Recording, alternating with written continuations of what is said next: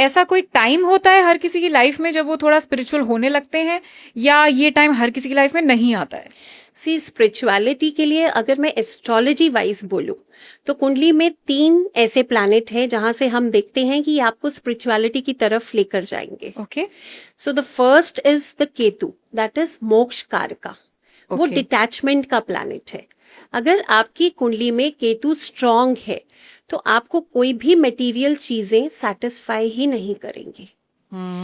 Yes, and second is Does Jupiter. it also hold for relationships? Yes. That you'll be detached Yes, in your if it is relationships sitting also? in the 7th house of your kundali. Okay. So the detachment will be from the life partner. Okay. और ये ऐसा भी होता है कि ये इनका positioning change होती रहती है ओवर द इयर्स? कुंडली में चेंज नहीं होती है, बट yes, मतलब कुंडली में अगर 7th हाउस में बैठा है तो वो 7th में ही बैठा है. 7th में ही Okay, बैठा है. got it. Yes. Okay. तो उन्हें हम रेमेडीज बताते हैं so that कि उनकी मैरिड लाइफ अच्छी जाए. Okay. Now the second planet is Jupiter. Now Jupiter is the actually that's a wisdom and धर्म का प्रतीक वाला प्लैनेट Okay. है, गुरु तत्व. तो अगर कुंडली में जुपिटर स्ट्रांग है तो ऐसे इंसान बहुत हायर नॉलेज पाने की कोशिश करते हैं. Third planet is moon. Okay. Yes, emotionally depth है. सो जिनका भी मून स्ट्रांग है वो बहुत ज्यादा सेंसिटिव होते हैं, बहुत इंट्यूटिव होते हैं. तो जब मून स्ट्रांग है तो ऐसे लोग हर चीज में बहुत डीप में, डेप्थ में जाना चाहते हैं. कुंडली में अगर मैं हाउसेस में बात करूं तो 12th हाउस है. 12th house is your isolation house, that is your meditation house. तो 12th house अगर आपका एक्टिव है, वहां पर बैठे प्लैनेट की महादशा या अंतरदशा चल रही है तो कहीं ना कहीं आपके अंदर स्पिरिचुअल अवेकनिंग जरूर आती है. मतलब वो कब आएगी आपकी लाइफ में, that is subjective. That is again the mahadasha and the antardasha. Wow, Yes. So many things at Yes. Play here. Yes. तो ऐसा होता है कि हर किसी की लाइफ में ये आना ही आना है कि नहीं? नहीं, ऐसा नहीं होता है. ऐसा नहीं होता है. सी जनरली अगर हम लाइफ साइकिल देखें that is from 70 to 80 years. अगर आप राहु की महादशा देखें दैट इज फॉर 18 years. मंगल की 8 years. 7 years. If you see Jupiter again then 17 to 18 years. So मुश्किल से एक ह्यूमन बीइंग अपनी पूरी लाइफ में 3 या 4 प्लैनेट्स की ही मैक्सिमम महादशा देख पाता है. राइट.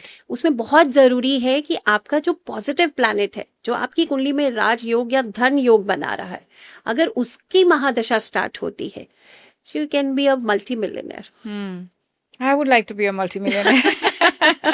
बट ये बताइए कि ऐसा भी कोई होता है तरीका जिससे आप इन चीजों के बावजूद, आपके लेट्स से ये प्लैनेट सही दशा पे, सही घरों में नहीं बैठे हुए हैं, ओके, तो भी आप कुछ ऐसा करें कि आपकी स्पिरिचुअल अवेकनिंग हो जाए? सी स्पिरिचुअल अवेकनिंग अगर मैं बोलूँ तो कुछ लोग बहुत ज्यादा सोचते हैं, कुछ लोग कम सोचते हैं. तो जनरली स्पिरिचुअल अवेकनिंग बहुत जल्दी उन लोगों में होती है जो कुछ नहीं सोचते हैं. Really? Yes. Wow. And here I am thinking I'm an overthinker. I'm like right there. Okay. See, when you are overthinking, तो आपके माइंड में बहुत सारे क्वेश्चंस चल रहे हैं, तो माइंड में बहुत शोर हो जाता है. And spiritual awakening is always in peace. आपको शांति में मिलती है. स्पिरिचुअल अवेकनिंग उन लोगों में ज्यादा जल्दी आती है जो सोच पर कंट्रोल कर सकते हैं, ना कि जिन पर सोच कंट्रोल करे. Because spiritual awakening is not over thinking, it's clarity.